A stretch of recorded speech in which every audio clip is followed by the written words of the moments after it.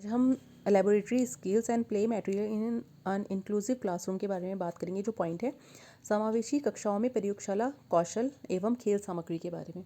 तो मैंने इसमें कुछ क्वेश्चंस दिए हैं बच्चों को, जैसे नेत्रहीन विकलांग छात्रों को समायोजित करने के लिए कौन कौन से विशेष उपकरणों का प्रयोग किया जाता है, मतलब कि उसमें उनका लिए कैसे हम लैब को बनाएंगे और उसमें कौन कौन सी जो उपकरण होते हैं उनको हम रखेंगे, इक्विपमेंट्स।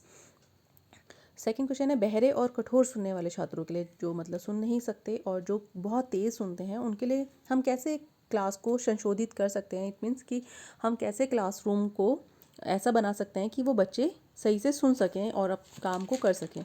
तो मैंने यहाँ पर ये दो क्वेश्चन दे दिए थे, जो नेत्रहीन हैं और जो बहरे हैं और कठोर सुनने वाले हैं उनके लिए।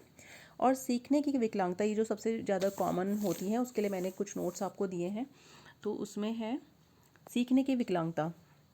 अब जैसे सीखने की जो अक्षमता होती है, अक्षमता अक्षमता शायद ऐसी बोलेंगे, सामान्यतः 5 क्षेत्रों को प्रभावित करता है। तो फर्स्ट है कि बोलचाल की भाषा में विकार या विचलन। सेकंड होता है लिखित भाषा को पढ़ने लिखने में कठिनाई होती है। थर्ड है गणित की बुनियादी अवधारणाओं को समझने में कठिनाई होती है। फोर्थ है तर्क विचारों, यानी कि लॉजिक, चीज़ें हम किसी चीज़ को व्यवस्थित करते हैं या एकीकृत करते हैं, उस चीज़ों में इंटीग्रेट करते हैं, उस चीज़ में कठिनाई होती है। और फिफ्थ है सूचना एवं निर्देशों को याद रखने में कठिनाई, मतलब कि कोई इन्फॉर्मेशन मिल रही है या कुछ इंस्ट्रक्शंस मिल रहे हैं और हमें वो याद ही नहीं रहते, कई बार ऐसा भी हो जाता है।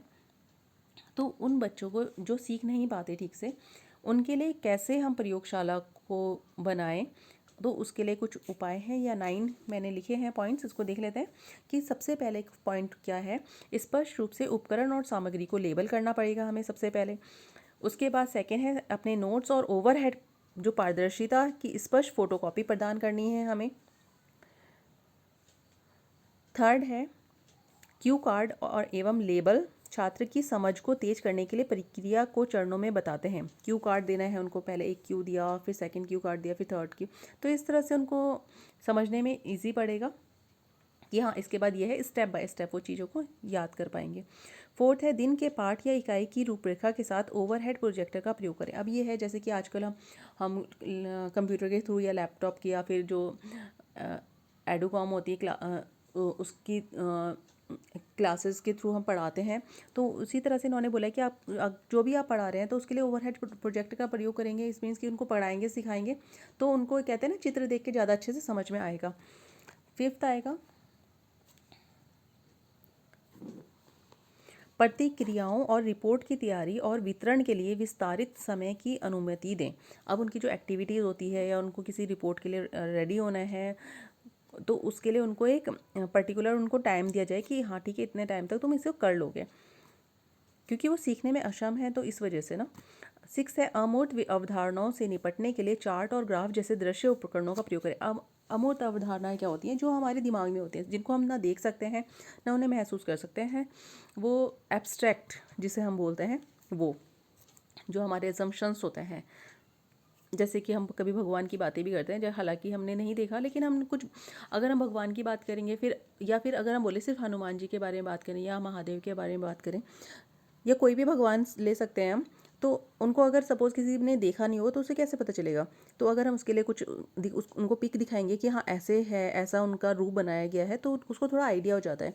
तो सेम वैसे ही है कि चार्ट और ग्राफ, अगर किसी बच्चे को हम मैथ्स पढ़ाएं और बोलें ये 2 है +4 है, ये 6 हो गया, तो उसको नहीं पता चलेगा ना जब तक हम उसको समझाएंगे नहीं। तो उसको कॉन्क्रीट उसका मतलब प्रेजेंटेशन उसका होना चाहिए ना, डेमो दिखाना पड़ेगा। तो 7th है छात्र के प्रयोगशाला अनुभवों में ताकत के क्षेत्रों का पता लगाएं और उन पर जोर दें। अब उनकी जो कैपेबिलिटी होती है ना, जो छात्र की, अगर वो सीखने में अक्षम है तो उसका एक्सपीरियंस क्या कहता है, मतलब उसको हमें देखना पड़ेगा, उसके ऊपर हमें थोड़ा सा गौर करना पड़ेगा कि वो कितना सीख पाता है, किस तरीक़े से सीख पाता है। तभी हम उसको मतलब हमें अपने अंदर भी थोड़ा सा मॉडिफिकेशन करना पड़ेगा अपने तरीक़ों में भी, तो तब हम उसको अच्छे से समझा सकते हैं। 8th है सीखने की अक्षमता वाले बालकों को कंप्यूटर सीखने की अनुमति दें तथा असाइनमेंट की जांच करें। अब जो लर्निंग जिनकी नहीं हो पा रही है ठीक से, तो उनको, लेकिन अगर वो कंप्यूटर में इंटरेस्ट लेते हैं तो उनको सिखाएं। थोड़ा सा उनका मतलब होता है ना कि कोई नई चीज़ अगर वो सीखते हैं जो लगता है कि हाँ हम नहीं सीख सकते, लेकिन वो सीखने की कोशिश करते हैं और सीख जाते हैं, तो उनको उनका कॉन्फिडेंस लेवल हाई हो जाता है थोड़ा सा ना। 9th है, प्रयोगशाला और उपकरणों के लिए एक व्यक्तिगत अभिविन्यास दें और कार्यों एवं उपकरणों के साथ अतिरिक्त अभ्यास दें। अभी कह रहे हैं कि जब आप उनसे लैब का काम करा रहे हैं, आप उनको इक्विपमेंट्स दिखा रहे हैं, तो उनको ना इंडिविजुअल उनके लिए मतलब अटेंशन देना है आपको, और उनको जो आप कोई भी काम उनको देते हैं उनको उसके लिए फिर आपको एक्सरसाइज भी देनी है। ये था सीखने की विकलांगता वाले बालकों के लिए कैसे आपको क्लास अरेंजमेंट करनी है। अब आते हैं व्यवहार विकार, मतलब बिहेवियर कैसा होता है कई बार बच्चों का ना। तो अब देखते हैं इसके बारे में।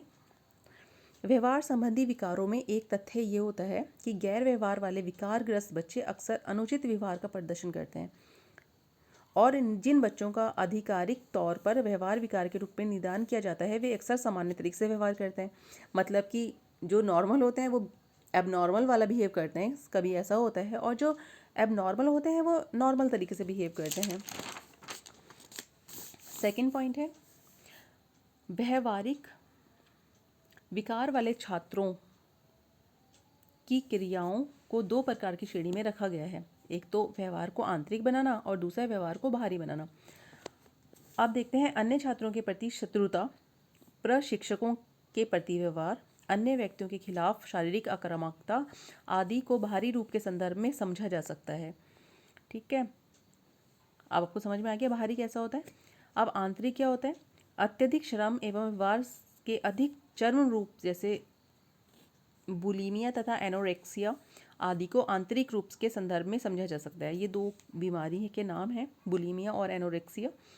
तो इनको हम इसमें किसी को बहुत शर्म आती है, वो बहुत अलग थलग रहना पसंद करता है, तो इस टाइप से वो जल्दी से फेस नहीं कर पाता चीज़ों को, तो इसको आंतरिक मतलब जो हमारे इमोशंस होते हैं अंदर, इंटरनल। तो अब नेक्स्ट है, व्यवहार विकार वाले छात्रों के लिए प्रयोगशाला संशोधीकरण निम्नलिखित है।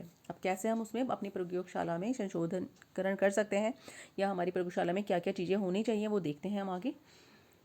सबसे फर्स्ट पॉइंट है, दिनचर्या और सुसंगत अपेक्षाओं को निरंतर स्थापित करना और बनाए रखना।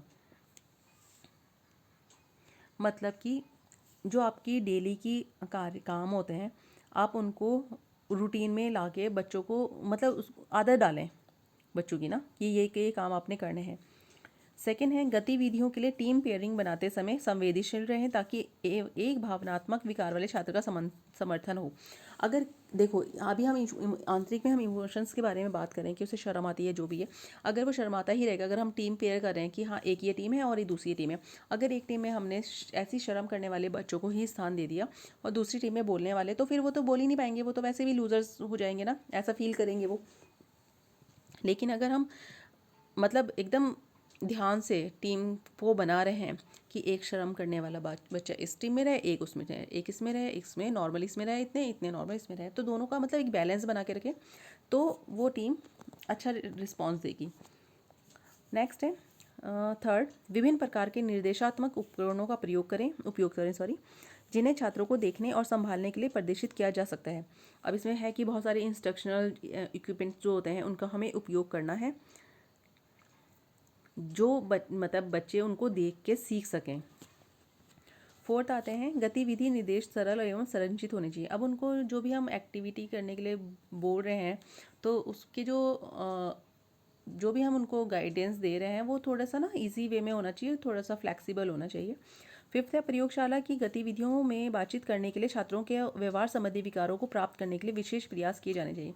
अब यह है कि जैसे अगर कोई बच्चा शाई नेचर का ही है, जैसे हम अभी तक वो शाई नेचर वाली बात करते आ रहे हैं मेन इंटरनल जो है ना बिहेवियर के बारे में, तो बच्चों को मतलब अगर हम बातचीत करने के लिए अगर उन्हें कम्युनिकेशन उनकी स्किल्स जो है डेवलप करें तो ज़्यादा अच्छा रहेगा, तभी उनकी थोड़ी शर्म बाहर निकलेगी। नेक्स्ट है, व्यवहार संबंधी विकार के साथ छात्र द्वारा विस्तृत गतिविधियों में सफल भागीदारी की योजना उनके लिए बेहद महत्वपूर्ण है। तो अब ये जो व्यवहार संबंधी विकार है इसमें क्या बोला है कि आपके पास बहुत सारी एक्टिविटीज़ होनी चाहिए। नेक्स्ट है, जब कोई छात्र गतिविधियों के प्रति नापसंदगी की प्रतिक्रिया करता है तो टाइम आउट विकल्प की अनुमति दें। हाँ, अब कई बार ऐसा होता है कि जो बच्चे होते हैं ना, कई बार उनको लगता है कि नहीं अब हम और नहीं कर सकते, जो इस टाइप के नेचर के होते हैं ना, तो उनको ना टाइम आउट करने के लिए उनको बोल दें कि ठीक है आप कर सकते हो तथा समस्या को छात्र के साथ संबोधित करें और जो भी उसको प्रॉब्लम उस समय हो रही है तो उससे बातचीत करके उसको सॉर्ट आउट करें। 8th पॉइंट है ऐसी वैकल्पिक गतिविधियों का प्रयोग करें जो छात्रों के लिए कम कठिन हो लेकिन उनमें समान सीखने के उद्देश्य हो। अब जो इस टाइप के छात्र होते हैं कम मतलब व्यवहार विकार वाले, तो उनके लिए इस टाइप की हमें गतिविधियाँ एक्टिविटीज़ बनानी चाहिए कि वो उनके लिए कम से कम कठिन हो, लेकिन हम मतलब हमें लगे कि वो कठिन है उनके लिए, लेकिन वो कर सकें उसको ना, मतलब हमारे लिए इजी हो वो लेकिन उनके लिए कठिन हो। अब लास्ट आते हैं भाषण और भाषा विकलांगता। अब इसमें क्या है, भाषण और भाषा विकलांगता कब होती है, जब हमारी कम्युनिकेशन स्किल अच्छी नहीं होती। तो इसके लिए हम पढ़ते हैं, इसका फर्स्ट पॉइंट है संचार हमारे जीवन के लिए बुनियादी है। हम लोग सभी जानते हैं बिना बोले तो हम कुछ काम ही नहीं कर सकते। इसके बिना हम मनोवैज्ञानिक या शैक्षणिक रूप से अच्छी तरह कार्य नहीं कर सकते। यह हमारी व्यक्तिगत ज़रूरतों एवं इच्छाओं को व्यक्त करने के लिए आवश्यक है। करेक्ट है ना।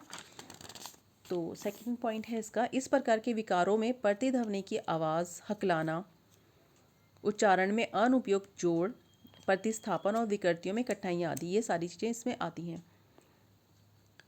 नेक्स्ट है वाणी विकार, वाक ध्वनियों के उत्पादन में आने वाली कठिनाइयों या आवाज़ की गुणवत्ता के साथ समस्याओं को संदर्भित करता है।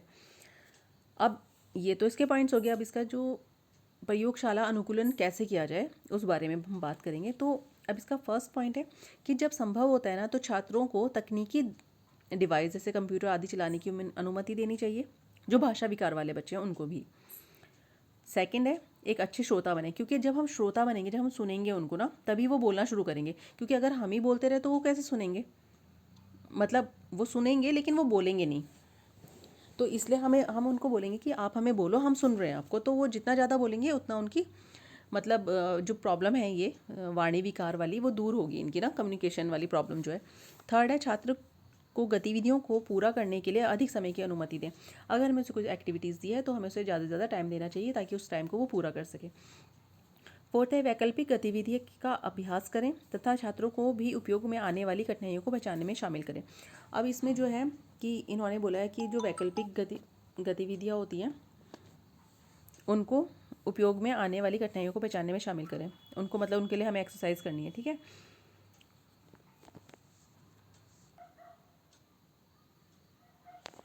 छात्रों की आवश्यकताओं को पूरा करने के लिए उन्हें प्रशिक्षक से ऊंची दूरी पर रखें। 6 पॉइंट है जब छात्र बिना पढ़े चीज़ों को करने में क्षमता दिखाता है तो उसकी मदद करें।